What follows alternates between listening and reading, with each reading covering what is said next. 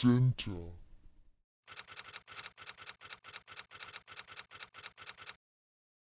Resident Evil Outbreak is a bit of an oddball. It's a co-op horror spin-off of a franchise that was about to do a complete 180 in the opposite direction. It's a game that not a lot of people outside of the Resident Evil fanbase remember, but I do and I love it. So join me as we take a look back at Resident Evil Outbreak. Resident Evil Outbreak, or as it's known in Japan, Biohazard Outbreak, first entered the conceptual phase even before the release of Resident Evil 2, right as the idea of online console gaming had started to grow. After a while of struggling to find a solid foundation for the project, it was eventually put on hold to focus on other endeavors. Sometime prior to 2002, Capcom decided to resume development of the project. By 2003, after multiple name changes, Outbreak was finally released to the public, being met with mostly positive reviews, although you most likely wouldn't have gotten nearly as much enjoyment out of it if you weren't already a Resident Evil fan. Now, with that brief introduction out of the way, we can finally get to the game itself. We open on a rather impressive cutscene showing off the impending doom that will soon fall on Raccoon City. Seriously, this might be my favorite intro from any game in the franchise. Just watch a bit of this.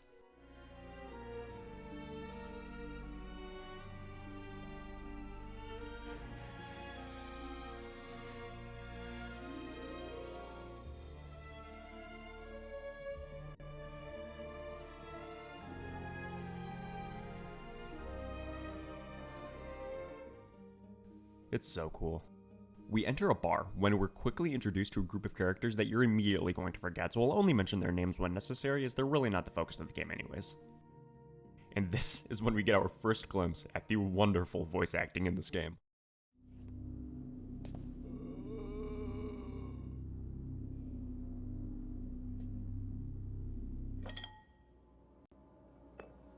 Huh? What a weird customer.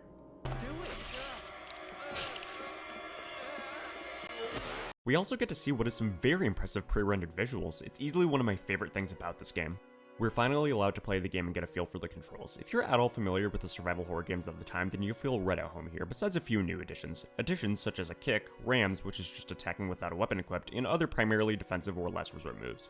What stands out though is the interaction between the player and the AI teammates. Although the AI itself isn't anything to write home about, the developers made what I think is a pretty clever system where you have to pass items you don't immediately need to your teammates so they can either help themselves or just hold stuff for you. We make our way through the bar and onto the rooftops as we escape the zombie horde. Then we meet up with a cop who makes us do a quick workout by moving this car for no reason. And then he takes us behind a couple of buildings where he's ate by a zombie before we set ablaze an entire horde.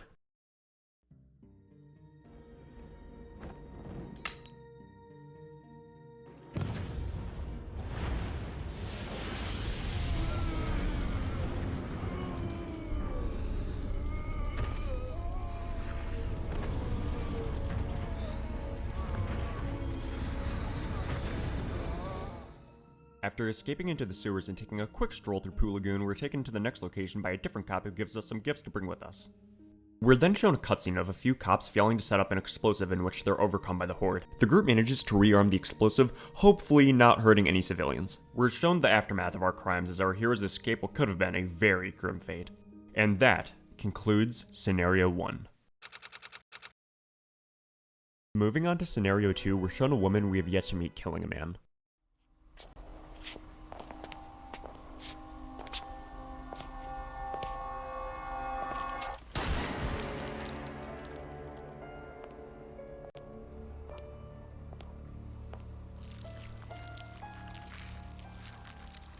There's no turning back now.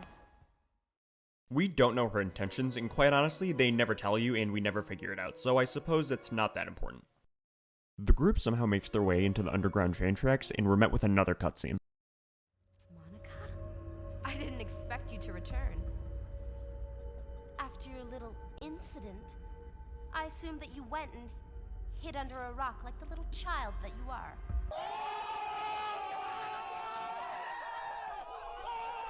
The woman, who I can only assume is a scientist, seems to have some sort of history with one of the members of our group, although it's not really expanded upon, so don't worry about it too much. After our group leaves the tunnels, it's revealed that it's connected to an underground facility previously seen in Resident Evil 2. We roam the dark halls, making our way through the laboratory, clearing any zombies we come across, as well as giant plants with questionable imagery. After a bit more progress has been made, we're shown the scientist from earlier attempting to leave the facility before she's left to a presumably unpleasant fate. on, come on, come on! It won't move. Why? Oh, give me a break. I don't believe this. Something else I have to fix to get out of here.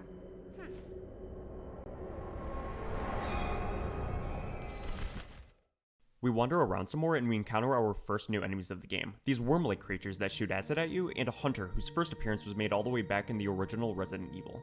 We make our way to a pretty conveniently placed train car. After some quick backtracking, we manage to get it going, but before we can get on our way, we get one last appearance from the scientist. We watch as she falls over dead, succumbing to the virus.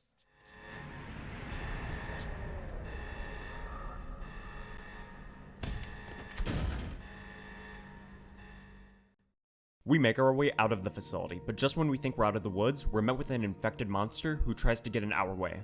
I love the design. Even though it's nothing new in comparison to some of the monsters from past entries, it's awfully gross and is outwardly more creepy than a Mr. X, for example, but I think it fits well with what's an equally gross environment.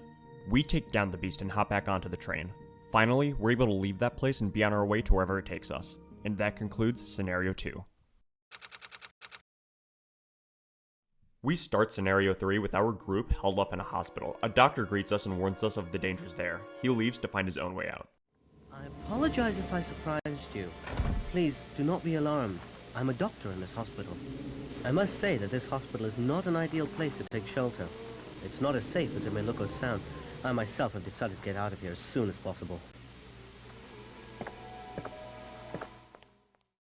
We wander around the hospital trying to find any resources we can until we have another encounter with the doctor. He very kindly powers up the elevator for us.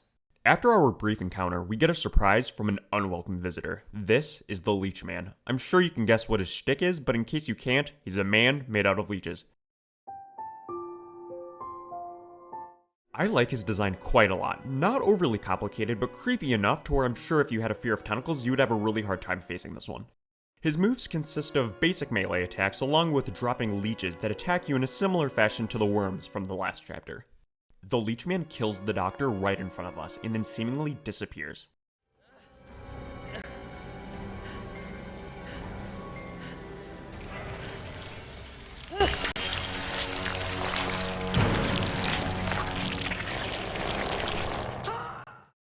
We explore the hospital, evading the Leech Man and restoring power to different parts of the building. After some more frustrating encounters with the monster, we finally decide to take him down.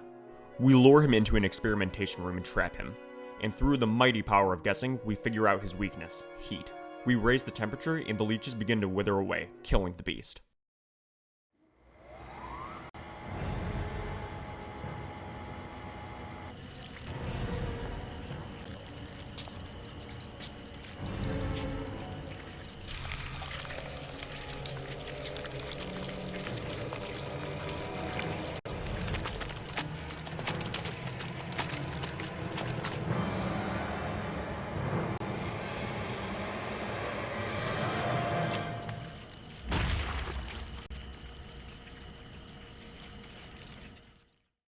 After taking a keycard off of his body, we unlock a passageway to a boat, parked underneath the hospital in the tunnels.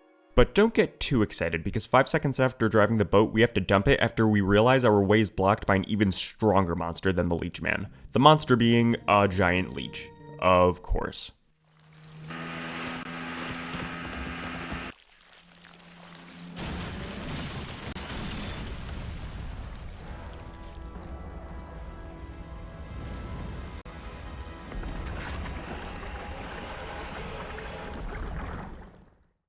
During an extremely tedious battle, we shoot pipes that spray what I assume is hot steam, killing the leech.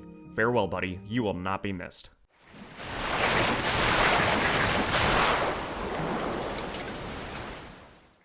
Our hero makes his way through the tunnels on his way to the next objective, concluding Scenario 3. I love the intro to Scenario 4. The cutscene starts in a first-person view, giving off a very mysterious atmosphere as our protagonist runs through a crowd of zombies. We cut to a couple of firefighters looking for any survivors, until their search is cut short when a boiler explodes, killing them both, ending what is a fantastic introduction to what is my favorite chapter in the game. What's that? It's gonna blow! Get out!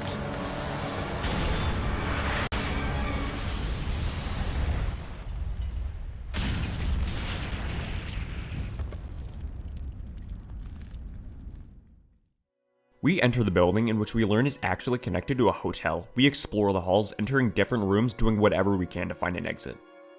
The sequence where you scale the building is just a small part of the level, but it serves as nice variation in gameplay. The zombie banging on the window while you climb across made it for a surprisingly tense moment. We continue our exploration, solving puzzles and killing zombies, along with encountering what could have been a great enemy, the Licker. The Licker is one of the most iconic enemies from the entire franchise, and unfortunately, it's done very dirty here. I like this level a lot, but it's crazy to me how bad the AI on this guy is. But I really could excuse the AI if at the very least it was cool, but seriously, how do you go from this to this? Pretty disappointing. We fight on, solving more and more puzzles until we discover a secret passageway into a different part of the hotel, serving as what I interpret as a pretty clear homage to the original Resident Evil, showing even more why I like Scenario 4 so much. We finally find an exit and head for our escape, but then we encounter what is easily one of the coolest enemies in the entire game.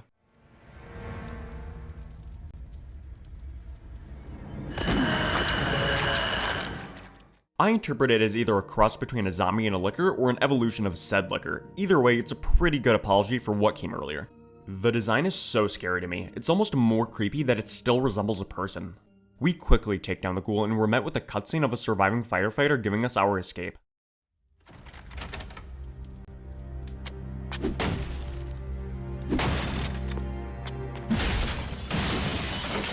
You made it. Get out! We follow him outside, and we get a look at how the residents of Raccoon City are dealing with the chaos of the zombie outbreak. With that, Scenario 4 ends. You were lucky. Thank you for helping.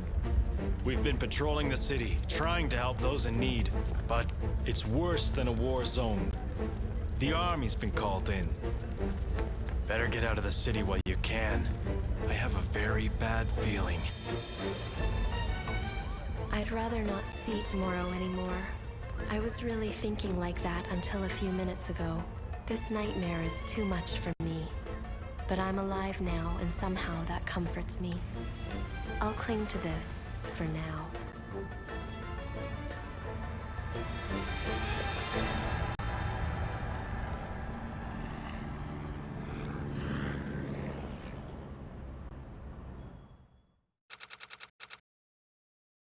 We start the fifth and final scenario with a scientist preparing something for our heroes.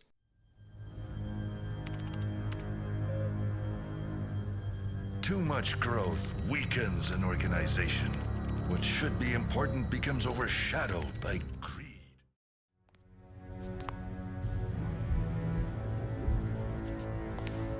One masterpiece is enough.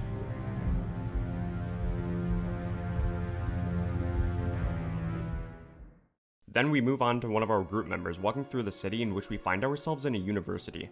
We enter and immediately start to explore this place that further evokes Resident Evil 1.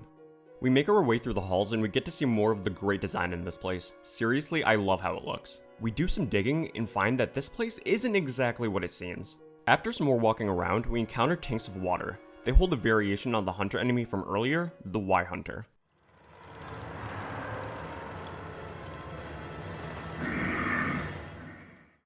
They're similar to frogs, not just visually, but also in their moveset, mostly consisting of a leap that makes it harder to escape them and a basic slash that causes moderate damage. We get away from its grasp, and make our way through the facility in which we encounter giant spiders who are out for blood, another carryover from RE1.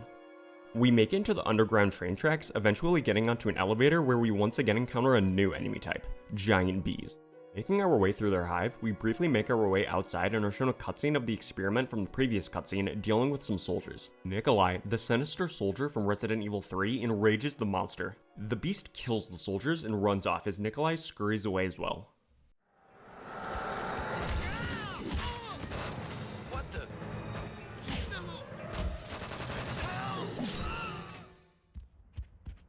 Impressive.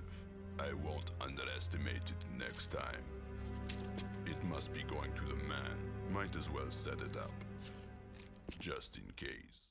So, for this next part, I'll be using footage from the YouTube channel Shikaro, as unfortunately I lost the rest of my own footage, but that's just how the cookie crumbles, I guess. While trying to create some sort of concoction made out of different chemicals, the power goes out, halting our progress. We then find ourselves in some sort of experimentation room, where we're then shown a cutscene of the scientist from the beginning of the level. He does some explaining and a few screws pop out as well. After he gives us his evil villain monologue, Nikolai assassinates the Mad Doctor, leaving C4 in his place. With the clock ticking, we race back and grab what we came here for. After backtracking through the entire university, we resurface as the bomb goes off, destroying the building.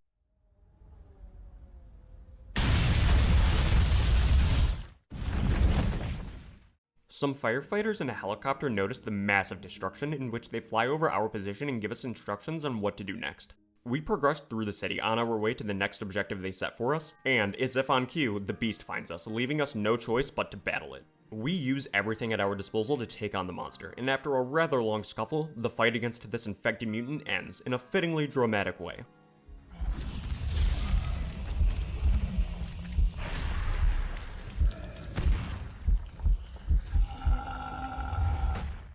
Again, as if on cue, we're rescued by the firefighters, leaving Raccoon City as it's bombed away in an effort to wipe out the virus. But if you're familiar with the series, you'd know that's not exactly where the story ends.